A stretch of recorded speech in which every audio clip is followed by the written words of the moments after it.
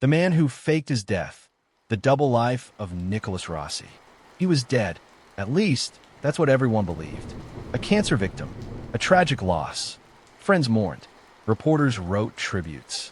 The internet quietly said goodbye to Nicholas Rossi, a once vocal advocate for children's rights in Rhode Island. But there was one problem. He wasn't dead, because halfway across the world, inside a Scottish hospital, the dead man was lying in a coma, breathing through a ventilator, living under a fake name. And when he woke up, he told the world he was someone else.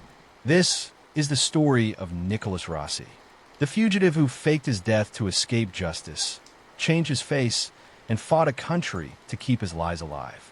To understand Nicholas Rossi, you have to start long before the headlines, before Scotland, before the aliases, before the deception.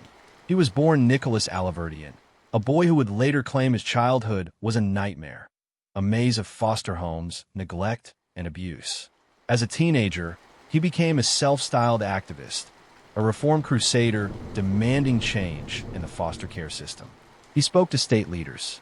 He appeared on local news. He built an image, polished, passionate, persuasive. But behind the bright words was something darker. Whispers of manipulation, lies, money that went missing. Years later, those whispers would turn into screams when DNA from 2 unsolved rape cases in Utah pointed straight at him. In 2008, 2 women in Utah came forward, each telling a painful story of assault. They didn't know each other, but their descriptions echoed. The charm, the sudden aggression, the same name, Nicholas Rossi. The cases went cold. Years passed, until 2018, when Utah's initiative to test decades of backlogged rape kits uncovered something chilling. A match. DNA linked both women to the same man, a man who, by 2018, seemed to have vanished completely.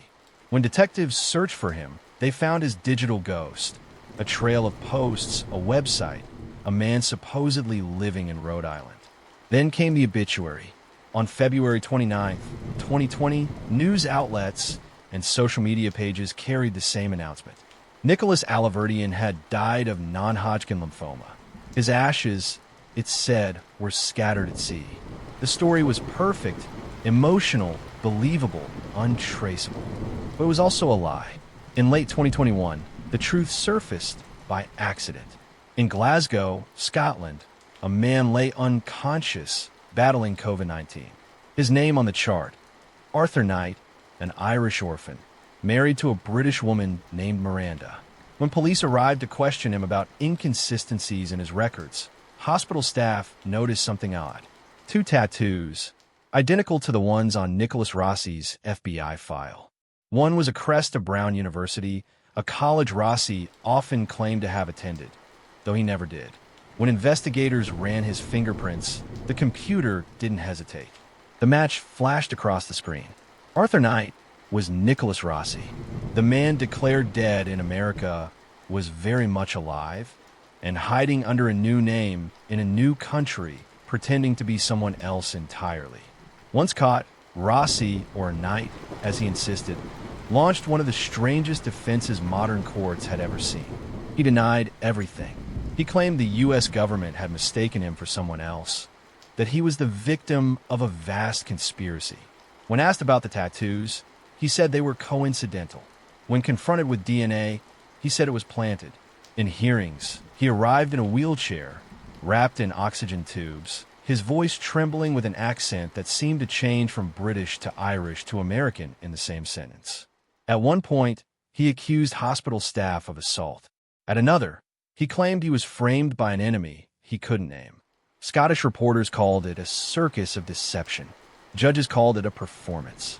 And when the Scottish High Court finally reviewed the evidence, fingerprints, DNA, photographs, documents, the verdict was clear. Arthur Knight is Nicholas Rossi.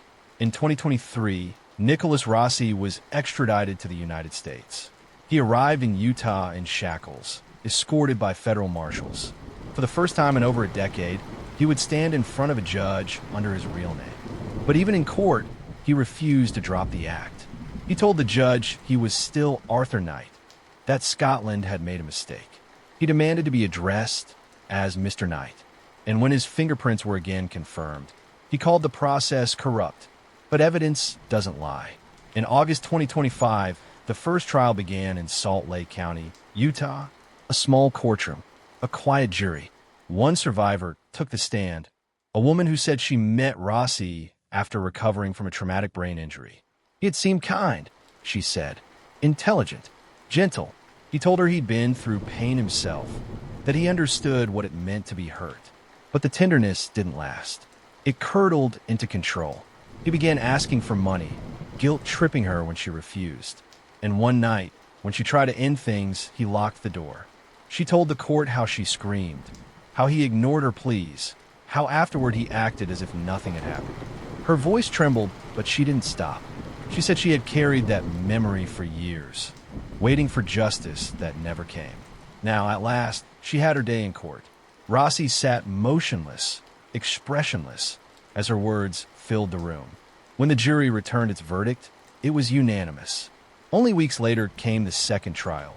Utah County, September 2025. Another woman, another story of trust betrayed. She had confronted Rossi about money he owed her. He invited her to talk in person, in his apartment. There, the confrontation turned violent. Her testimony mirrored the first survivor's account: control, rage, and assault. The prosecutor called it a pattern, a man who charmed his way in, then took what he wanted. Defense attorneys tried to sow doubt. They said it was a misunderstanding, a bitter ex, false memories. But the DNA, again, told its own story. A second time, the courtroom fell silent. On November 4th, 2025, Nicholas Rossi returned to court for sentencing. He refused to admit guilt. He blamed the system, the media, the women, even Scotland. But the judge didn't flinch. He called Rossi a dangerous, manipulative offender who has never shown remorse.